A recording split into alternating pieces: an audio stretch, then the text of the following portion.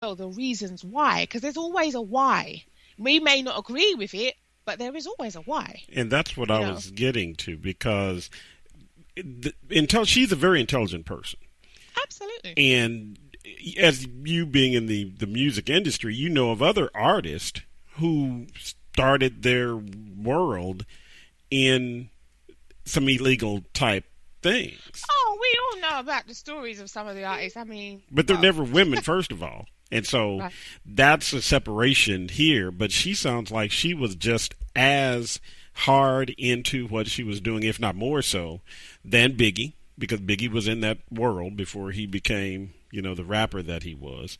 And some people might say others, like even Jay-Z has mentioned some things that he did earlier in his life. 50 Cent. And 50 Cent being, and he was shot and all the other things that go with it. So as a woman, as a man, to me, I still wouldn't do it myself. I think I'm intelligent enough to run industries and run businesses, and I could, have people working with me to do things, but I would never do that type thing. And do you feel, because you're, as a woman, you can really look at it and say, hey, I can see how a woman would do this because X. Can you really see that as a woman? Could you even, not to say you, but you, if you got pushed to a point, could you even get anywhere in that vicinity? You don't know until you are faced with whatever you're faced with, because it's survival. And the human instinct is to survive. In actual fact, not just to survive, but to thrive. That is what humans do. Otherwise, we wouldn't still be here how many hundreds of millions of years later. Because we would have all died out. The first, famine would have killed us off, and that would have been that. But but from an illegal standpoint, I'm not talking about survival, because I think I'm a survivalist also, and I think if I need to, I can go out and be a breadwinner, or if there was a zombie apocalypse, I hope I would be able to maintain and hopefully keep my family alive. But I feel that I could not be pushed to, because there have been occasions where people have offered easy money, which is what it ends up being. It don't sound easy. It ain't easy. But they've offered, hey, all you have to do is, whenever it starts off with all you got to do, normally there's a problem. But later on down the line, you may find it's a big problem. Oh, you're looking over your shoulder if, quote, all you have to do. But I honestly can say, I'm just saying, for my reality, the things that she did, one of the most important things you just said was, it was more, to me, ended up being beyond drive for wealth. It became, she sounded like, hey, she was just driven by it, and that it was just so good to make all that money. That's outside the loop for me. I'm not driven that much.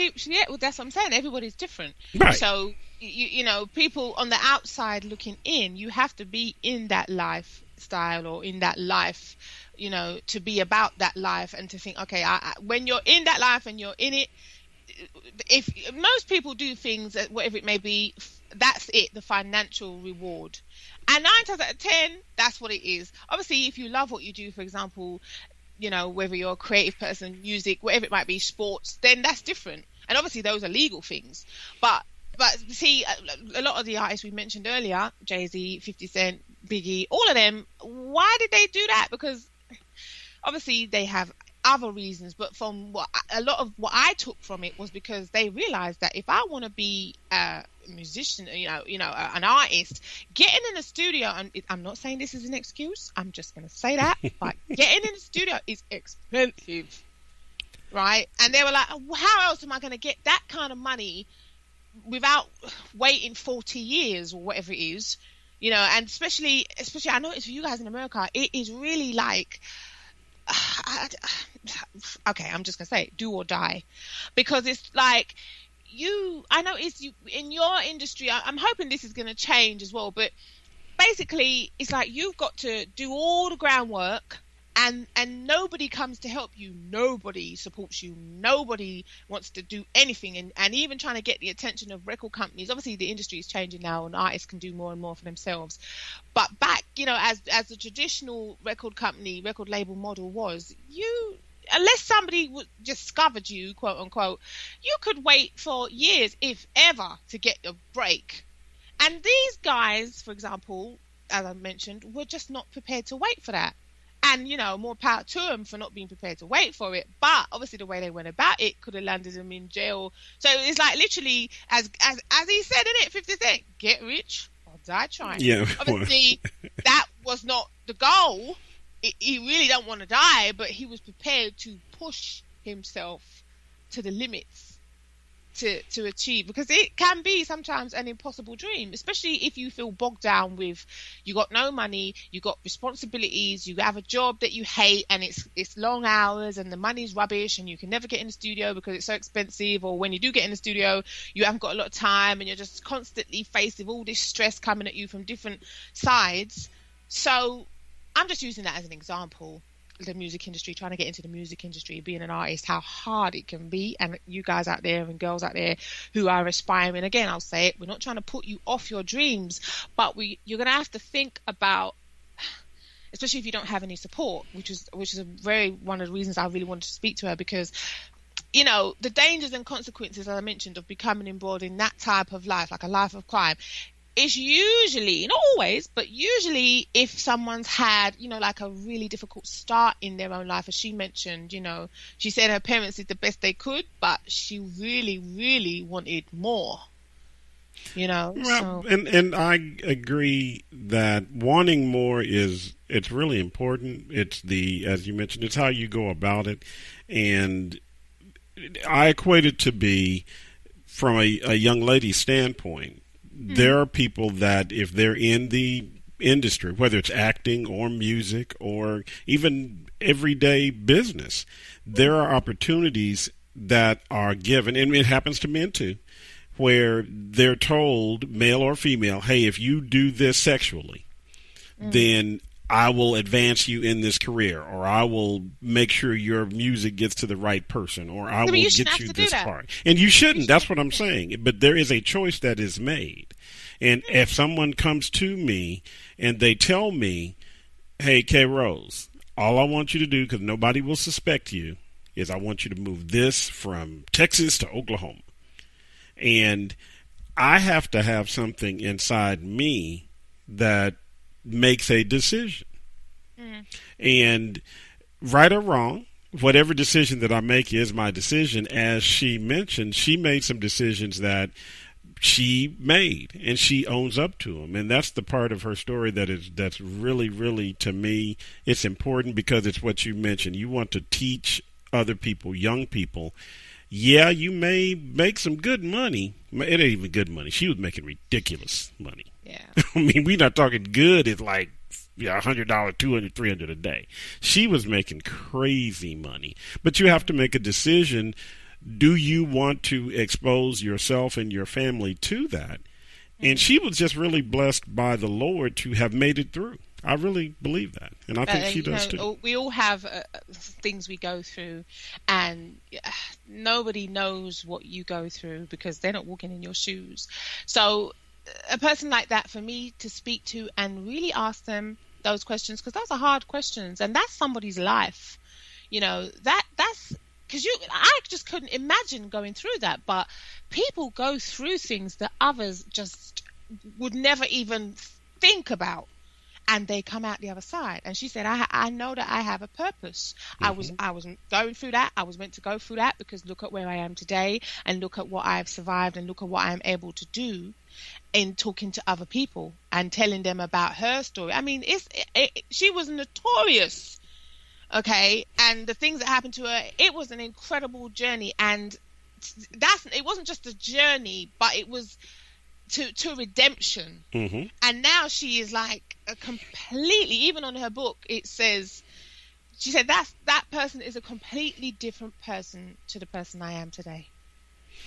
But she has to tell that story to share with you where she was and her mindset and the things that she was doing at that time, for you to understand how she feels so blessed to be where she is today. Mm-hmm. Mm-hmm. And she did say that, which I thought was really telling and really true. For people that are in that life now, they will listen to her and they wouldn't listen to me because I can't relate to them in the level that she can. Exactly. And I'm sure she didn't decide to do this life or to have that life so that she knew on the other side that things would be like this to where she could help people. But the Lord did give her the opportunity. She mentioned in the interview, she asked, hey, if you get me through this, I'm yours. I'm going to do everything I can for you, Lord, and I'm just going to work for you. She didn't renege on that at all. No, but that just goes to show you that's when you have your epiphany, innit? Everyone has them, I'm sure, at certain points in their life, whether it be you decide to change your life completely or you realize that something is not right for you and you must change in a different direction. It's hard to suddenly realize, oh, you know what? I can't do this no more. This particular path, whatever the path is, I can't do this no more. I don't want to do this no more. And I'm out. I want to be out, because when she started her hair business, she was legit. Oh, she was major legit. And she was making great money. But because of the past decisions that she'd made, and obviously certain people that had, snitched on her and to save their own skin, that's when, because she was trying to get out, and it all fell apart because they just decided, I'm going to use you to save myself. Well, and we make decisions every day that we think only affect us at that time. And there are a lot of people who make bad decisions or who are mean to people. And I can honestly say, as we've gone through, and I hope people that are listening to the podcast and listening to the show, I hope you realize that we really try to do the best we can. We, and I included Avani in this, we try to do the best we can to give you a show and to give you information. And we are never attempting to slight anyone or not try to help people when we feel we can. But I mention all the time, if you're floundering in the water, I can't let you pull me in the water. You've got to put some effort in yourself. And I feel we do that, and I think you've been providing your listeners with just compelling interviews with people who will really help other people achieve some of their goals and just really just live better. We won't even just go into goal achievement. You're giving people basically a connection to some of the greatest speakers and people that can help them with self-help items than anybody on internet radio. So I am giving you your roses today. Thank you very much. Because you're doing a great job. And I just hope that I know I am speaking it into existence. People are being helped by what you are doing with your show. And this show, it's one of those shows. It really is. I mean, I like I said, talking to a lot of these people, I am completely inspired and motivated and thinking, wow, these people, they have been through so many things, and yet after everything they go through, as they start to become successful or change their lives in ways that maybe none of us have even thought about, they start to give back and they want to help other people. And you would never think that, because when you're going through whatever you may be going through, you ain't really, normally people will say, well, nah, you ain't got time to be worried about no one else, because your life is so stressful, and you're just like, but these people, after they've gone through all of that stress and trial and tribulation, they turn around and say, right, I've been through this. I know what I'm talking about, and I can tell you. And they're real. That's another thing I love. People are so real. They're so candid. They are so willing to share and be really honest and just tell you, yeah, this is what happened. This is what I did, and this is how it was, and now this is where I am. And I will always be truly grateful for people who are prepared to do that. Because remember, I haven't met any of these people in person. Never. They're not even in the same country as you are. Yeah, I mean, this is crazy. I have to say, it's a strange feeling for me when I realize that, because it's like, okay, we're on different continents, different time zones, and I'm able to make that connection, and they are gracious enough to give me their time and talk to me and be open and honest like that. Wow. And there are people, just one more thing I had. There are people who have a lot of money. I mean, millionaires and billionaires who aren't as giving as